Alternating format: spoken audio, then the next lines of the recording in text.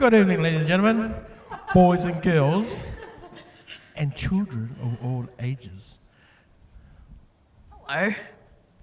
You're out of breath. Was I late? I'm sorry. It's like you just ran from the other side of Australia. Yes, they said hi. They said to say, tell Teau we said hi. Oh, wow. Well, happy Sabbath to everybody. I hope you guys enjoyed your Sabbath this morning, today, last night. I hope you guys have had fun. Did you have a good day? I had a really good day. It was a full-on day. And I feel like you had more of a full-on day, but a good day. I liked it. I loved the sermon this morning. I loved seeing people at church. Yeah. It was really nice. Yeah, so you know what you felt today? Hey, you went home for lunch. Yeah. And you came back. Yeah. Well, like we said earlier, that's Lent is not here. You can just stay where you are. Poor Lens, when you come back, mate. So usually Lens and I are usually here, like I said to you, from 9 o'clock till in the morning till about 11 o'clock at night. I hope he's watching. Hello, Leonard. You better be, because I tagged his mum. Yes, okay, in sweet. The video. So hopefully she's watching. Had a great day today. Yeah. What'd you get up to? Besides church. So, met a few people. New people? Yeah. Okay. Met one new family. Like we're both just one family. Yes, we did. Yes, we did. This morning. So Daniel, if your family's watching, Daniel, Naomi, and all of them. Mm-hmm. You guys watching? Happy Sabbath. Happy Sabbath. It was really nice meeting you guys for the first time. Yeah. Oh, well, I usually see them because I'm usually busy. Yeah. You're always behind the scenes, so. To the lights or the sounds. So I don't get the time to mix and mingle with a lot of people. Yeah. But I do enjoy it. But you know what kept off my whole week? I really enjoyed last night. I really enjoyed it. So for those who didn't know what happened last night, for those who are watching, you know what happened last night. So we had youth. We did. We had youth last night. And we cooked. Okay, so this is how I felt. Because I got a couple of phone calls that they weren't going to make it because these are the new ones that I sort of got in contact with.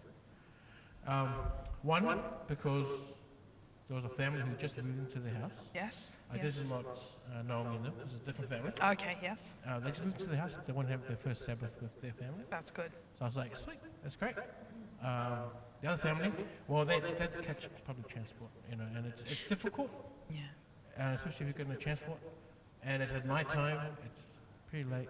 And it was a bit rainy last night as well. It was. It wasn't great weather. However, it was a really good time. We had a great time here. We missed those who couldn't join us. We had a youth night here at church from 7 p.m. to 9 p.m. We played games. We ate dinner. We what else did we do? We did a Bible study. We got to know each other and just reconnected. Because during COVID, we weren't able to connect as youth. We couldn't come together. So that's what we did last night. If you're wondering, what were they doing last night?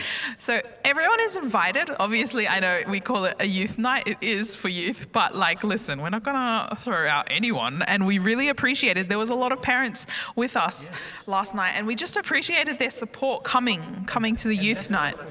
To Josie about. Yeah, I was happy that the parents came. Yeah. So we can not offload, but we can sell what our vision was with the young people. Yeah. And I think they got it. It's where we come in and we support the young ones, and we don't overtake the young ones. Because, let's be real. I'm not young, but I'd rather hang with the young ones.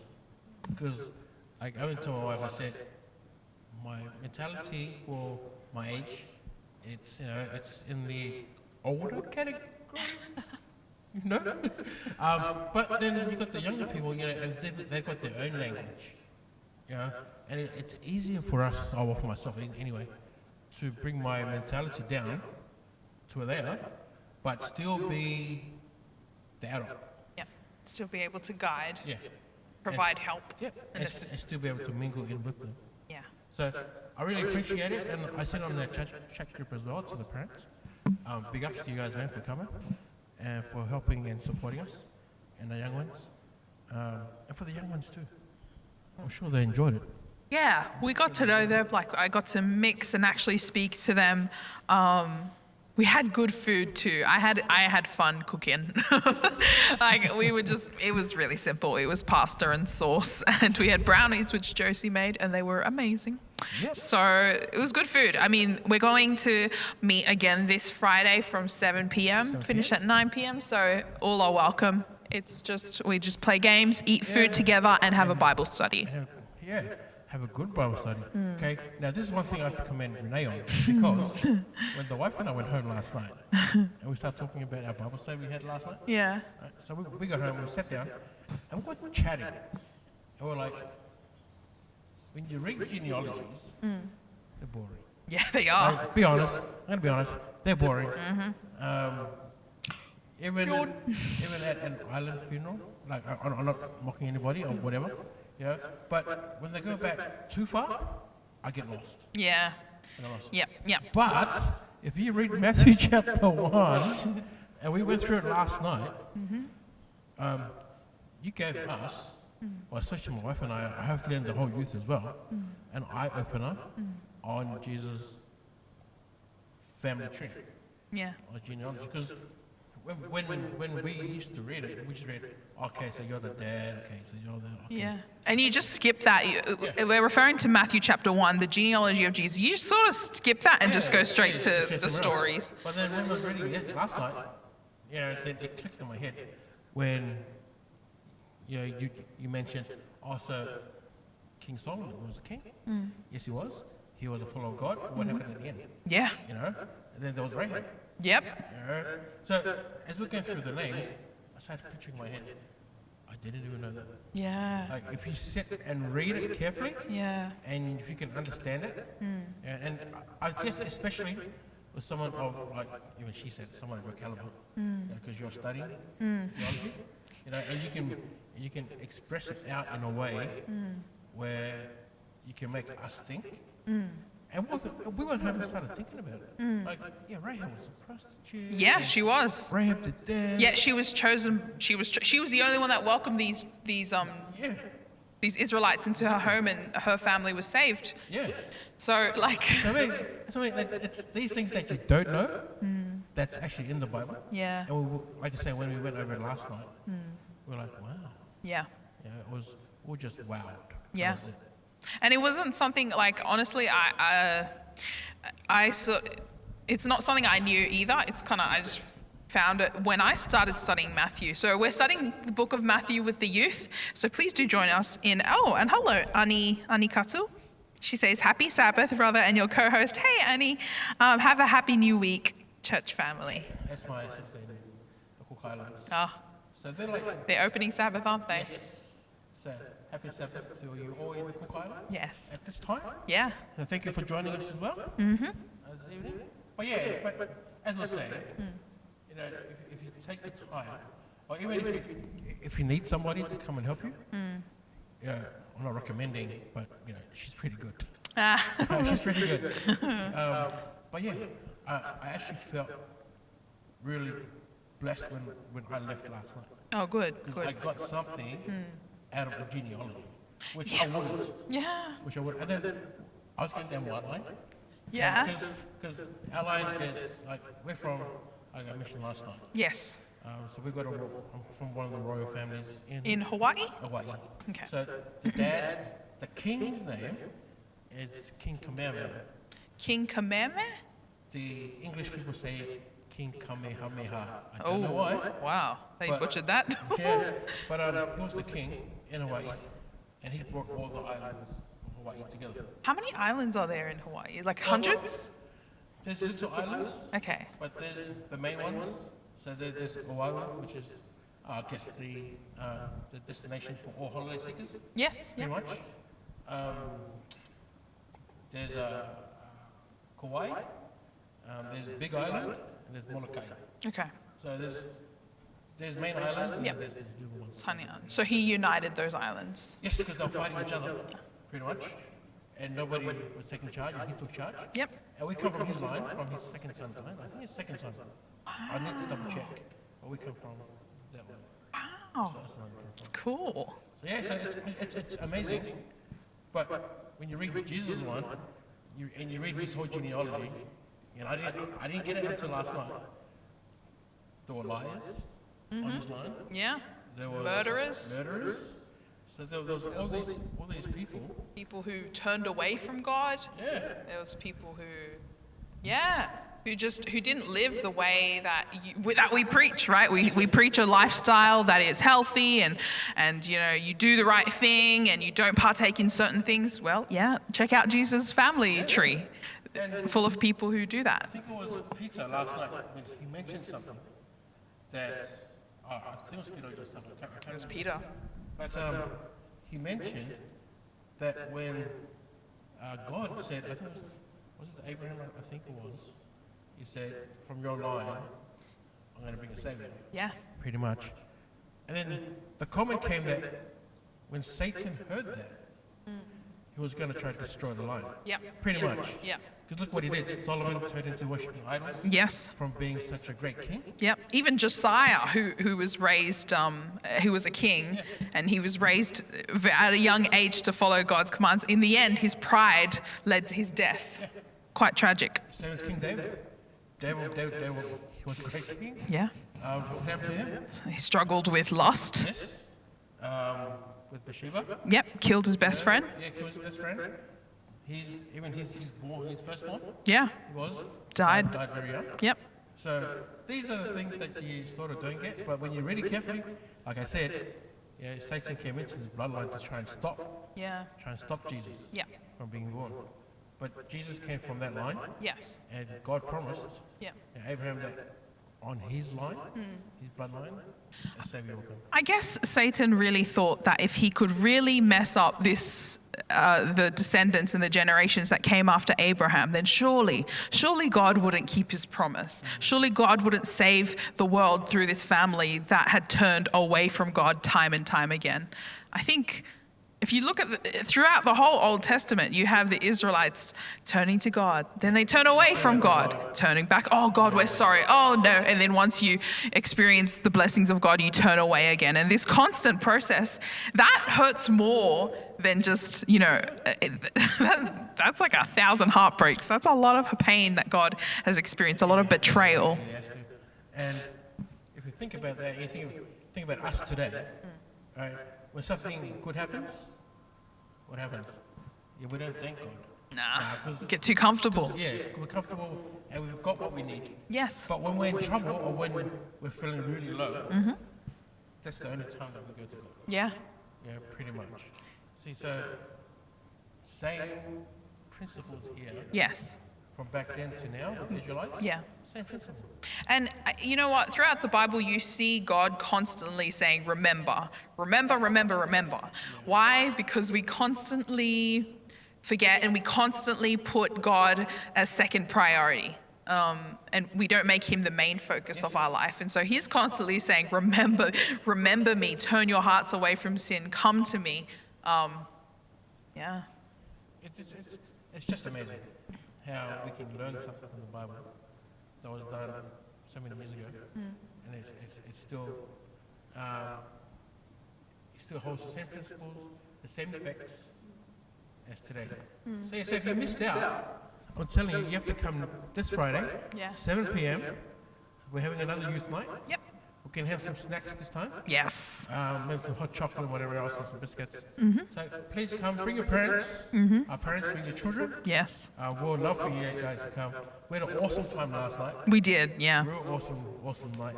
So we would like you guys to We want to. come and experience the same joy that everybody else is. Yeah. Yeah, so please come. Please come. But that was last night. So you missed that quite a bit. But hopefully we can make it to the next one. So tonight we're going to find out a little bit more about Renee. Yay. Because we did myself last week. Yes. I enjoyed that one. That was good. And you sort of knew how I got back into the church and how I changed my life from being bored Yes. to being still in the church and everything else. And your dad gave you some very, very good advice. He's giving me advice like all the time, like play rugby, son, run the ball hard, run it out. Don't worry, just run it. See that? And then he gives me this one. If you're bored, find something to do. Exactly. So like, so he's giving advice. Yeah. But that's the one that really stuck into my head. Yeah. That's why I was doing the church today. Yep. Yeah. So tonight, so Renee, Yes. so we know you sort of grew up in the church. Everybody knows that you're half Samoan, Yes. half Tongan. Can understand the language. Oh, no. Very Samoan, I'm horrible at. I don't understand what's being said, but Tongan, I do understand commands. Commands. Yeah, you know the usual. Go get me a drink. Drink. Go shower. Go clean the house. Hurry up. Stop it. Be quiet. You know, the usual. Have you tried to repeat it? I do it for fun, and they just laugh at me, or they tell me to be quiet. Okay, so obviously in your family, dad's the Samoan. Dad's Samoan, yes, and mum's Tongan, yes. So mum must talk a lot, or do you No, they don't. around? Yeah, they both speak English at home, but when they're with their family, so when my mum's at grandma's house or when I'm there, when we're there, they speak Tongan.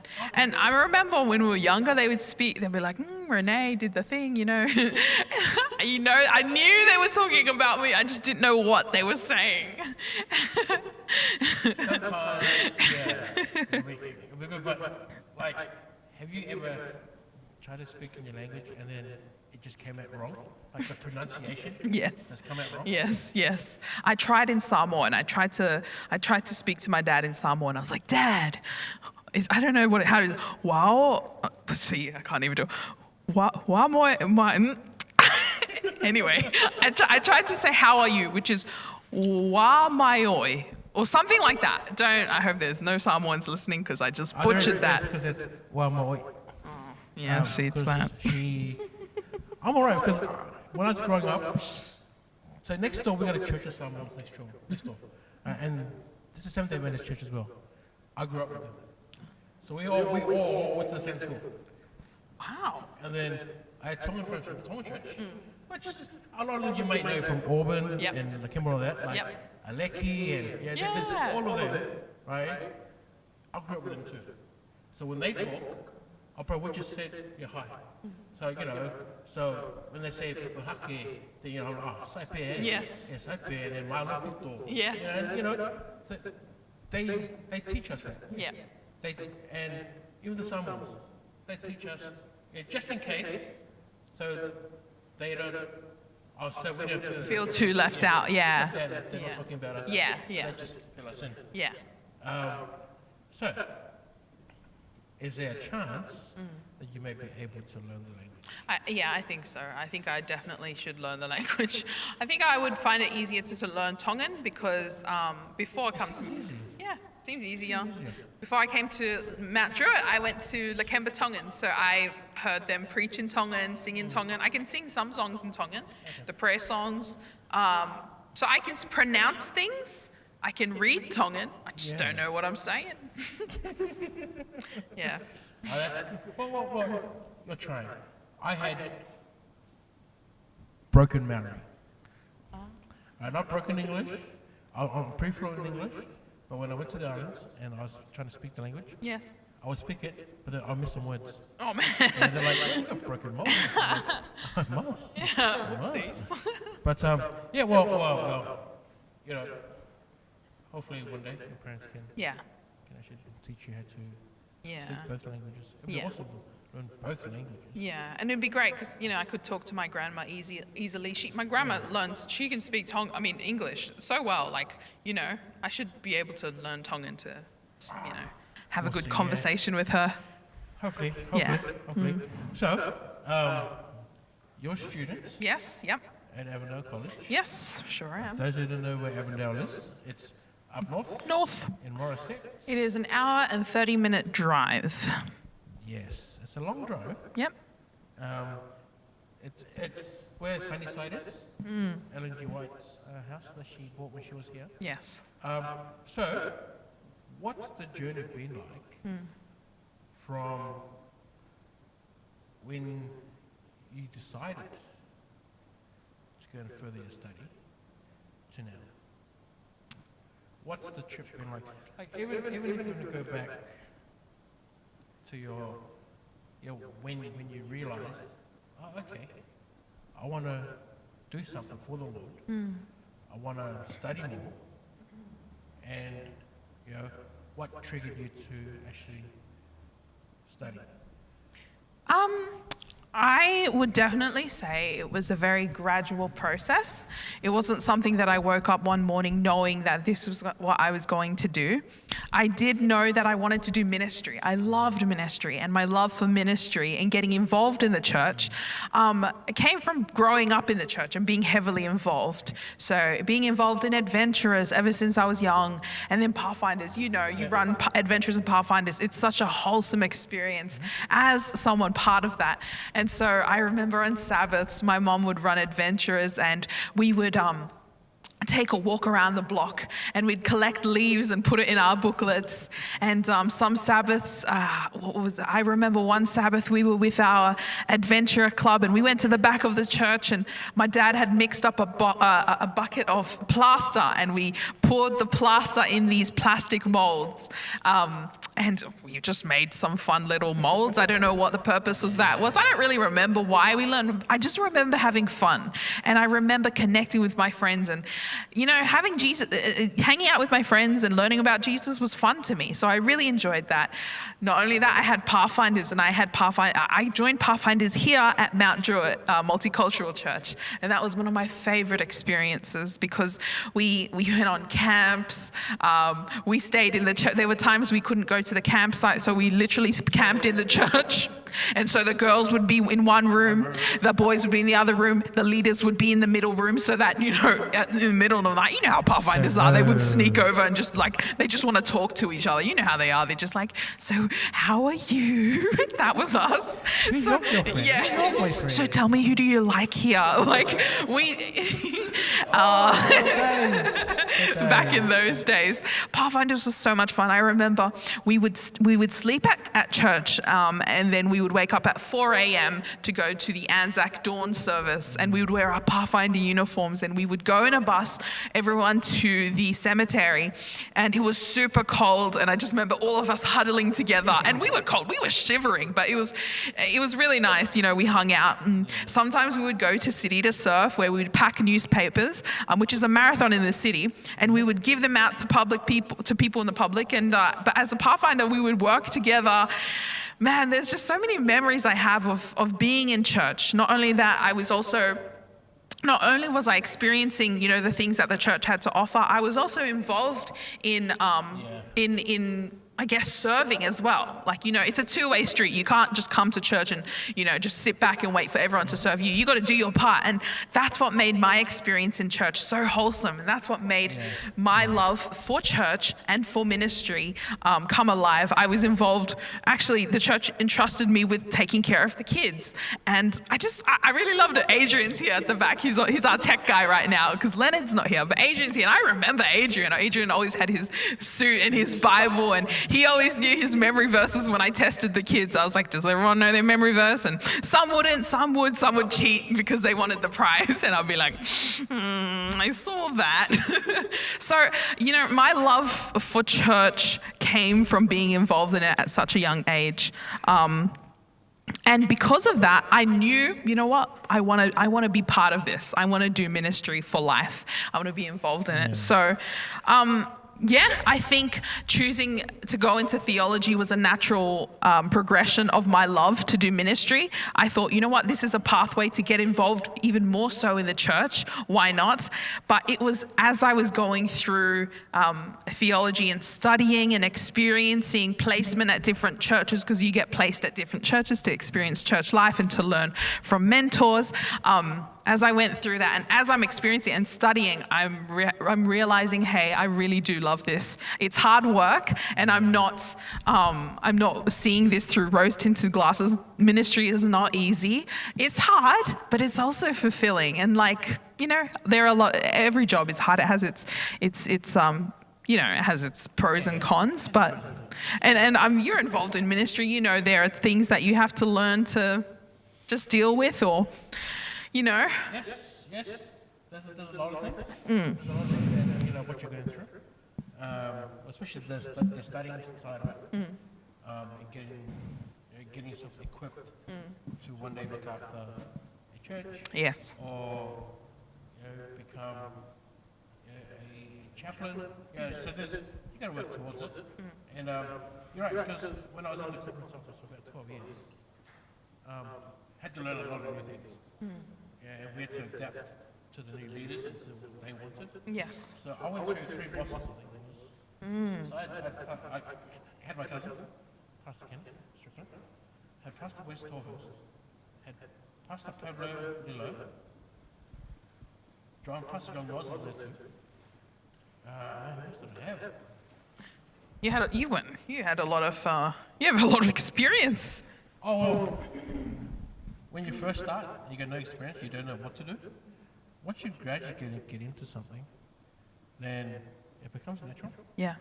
And hence why you started in adventures, and you picked up, okay, this is great, It's about connecting. Yeah. Meeting your friends, and that's why adventures is all about, pretty much. Yeah. Come see your friends and have fun. Yes. And then, like you say, then you moved to the Pathfinders. Yes. And they started getting a bit more serious because you're a teenager now. And then now to where you are. So it's a progress. You learn, and then it becomes natural after a while. So I guess where you are at the moment, because you haven't got long to go. No, I graduate next year, so Next year, so I definitely feel unprepared. I think I see a lot of ministers, well-seasoned ministers that are doing amazing, but they didn't go straight into ministry. In fact, they might have been a teacher first, they might have been in trade, they might have been in business first, but they've got this life experience, and then they've come to ministry, which, I love that. so that's why we take a break. Yeah. And then become pastors. I know some pastors. There's one, Brother Sam, Pastor Sam Pe'ali. He was working at Flemington Markets. Okay. He was working at Flemington Markets after he finished. When he finished uni, he came here. Yes. Became a youth pastor. But at the same time, he was working at Flemington Markets before he got his before he was ordained. I just think that's really good. I think it's good to get some life experience outside of the church. Yeah. My grandfather did the same thing. He went to go and work while he was a pastor. Yeah. And then when he retired, he still went to work. Man. Yeah, he was still working. He was a pastor. Yeah. Yeah. Oh wow. So that's a journey of just getting to where you are from when you started. Yeah. But, listen, it does sound all great when I just told the highlight reel, but the one thing I am passionate about in ministry is about people in church who are lost, who feel lost. The story of the prodigal son in the Bible, it talks about a son who went out of his home and he lived a life away from his father, and he spent his life useless, just in a way that was not smart. He used up all his money and he wasn't smart about his life, and he comes back to his father and his father celebrates. But there's another brother that's already home, a brother that never left the house, who stayed with his father, who worked for his father. And this brother, in a sense, this brother though is prodigal, yet he is in the house. He doesn't understand that the love of the Father isn't based on what you do. And so, he's in a sense lost from the Father. And he's lost spiritually because he doesn't know who God is in a way. And so I'm passionate about people who have grown up in the church, but have learned how to fake it at church and just come to church and put on a smile and say happy Sabbath, but inside they're crumbling, they're maybe emotionally drained, or maybe they are harboring sins that they just can't get rid of. Maybe they're addicted to things that maybe you're not addicted to alcohol and smoking. That is a very external thing that people can easily catch. I don't know, you could be addicted to food, you can be addicted to stuff on the internet that we all know. There are a lot of things that you can hide, and you can learn to hide, especially if you've grown up in the church. You know how to hide certain things. So I'm very passionate about reaching people and actually getting deep and real with people who have grown up in the church and connecting and say, hey, how's your spiritual walk? Those people, they know all their stories, but a relationship, a deep, real relationship with God is something that they struggle with. I can relate to that personally, so I'm passionate about, serving in that space. Oh, cool. Because my next question was, so just so where did you find God in all this experience that you've been through to get to where you are today? Where did I find God? When was that time you said, okay, God, if this is what you want me to do, I'm going to do it? Yeah.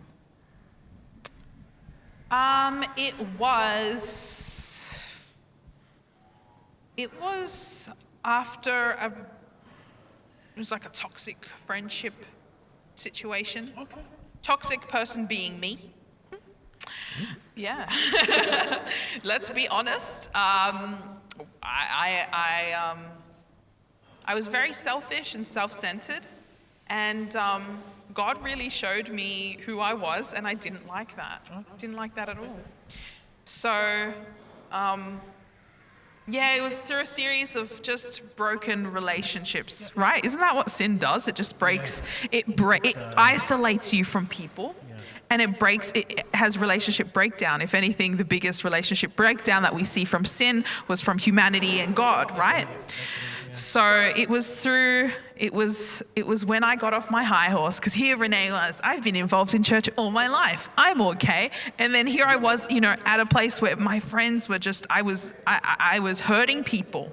And I had to just take a step back and realize, hey, God, what am I doing? What am I doing? Yeah, what am I doing wrong? Yeah. Why is this happening? Yeah. So it was a hard process. It's hard. I thought I could I used to pray to God. I used to be that, there's a story in the Bible about two men who pray, and one is a priest and he's just thanking God for who he is so he's praying a prideful prayer. And then on the corner, there's a tax collector who's saying, God, I'm not worthy. He's very humble.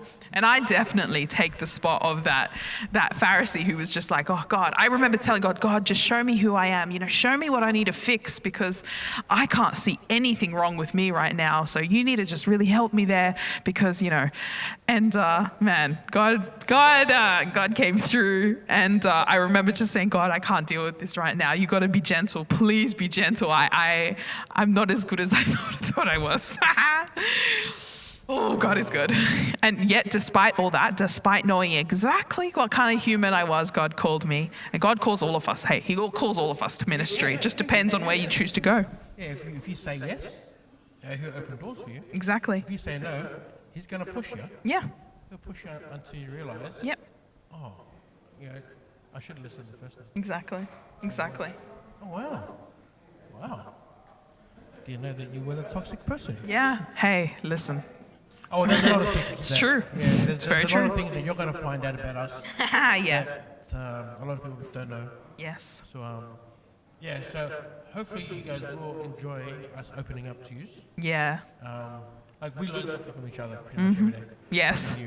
Right? Even though I've known you for a long time, some things come up now, and I'm like, wow. Yeah. Get amazed with it.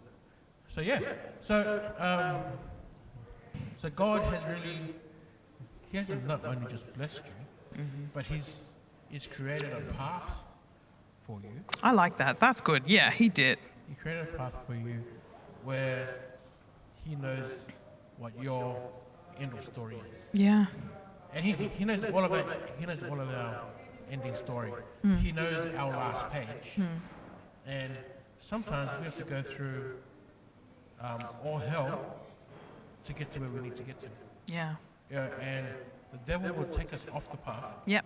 but then God will bring us back on the path. Yeah. So sometimes we need, like you're saying, you were the toxic person. Yes. Yeah. We need to experience that to allow God to show us, hey, you know what? That's not you. That's Yeah, that ain't it, that's Chief. not you. So you have to come back in. Yeah. Like I was saying, when I got baptized, and I said, I just did it to make people smile, make them happy, because after that, it just went downhill. Yeah. I was going to the clubs and everything else, and I wasn't enjoying. I was too lazy to go to church Yep. because I was always out Friday nights, and then I did that, and then that's when God said, you know what?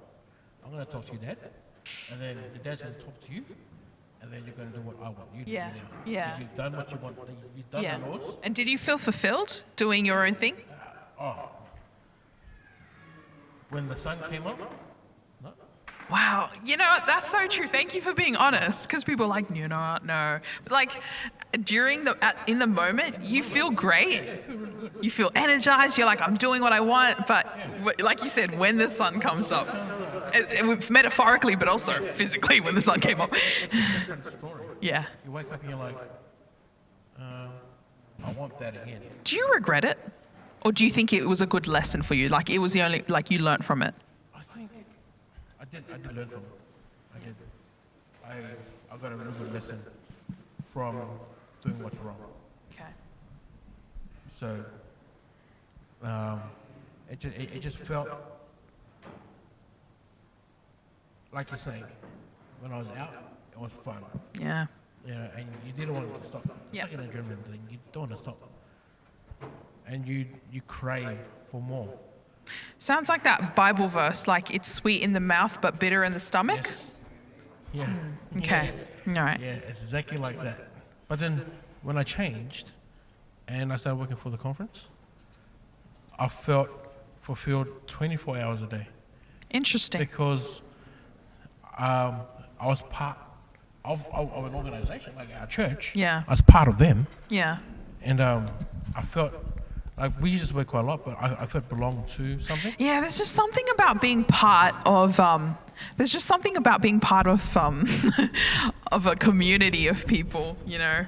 Like, Yeah. I guess you were doing your own thing and that Yes. was nice, but Yes. there's something much more fulfilling about doing something together as a community, working together towards a common goal. It is. So, like I'm saying, when you work with the conference, it's not just one day, and then I'll see you next week. It's pretty much every day. You're always thinking, okay, so we got youth rally this week, and you're on the team. Your mind's going like, if we do this, oh yeah, that'd be great. Yeah, no, that'd be awesome. Okay, then we'll try this as well. So you're constantly thinking about church work all day, and even now. Yep. From Sunday to Friday, my wife and I are talking about the youth, what we're going to do for adventures, what we're going to do for the church. I talk to the pastor quite a lot, and we chat quite a lot, and it keeps me motivated Yeah. to keep doing things for the church. Yeah.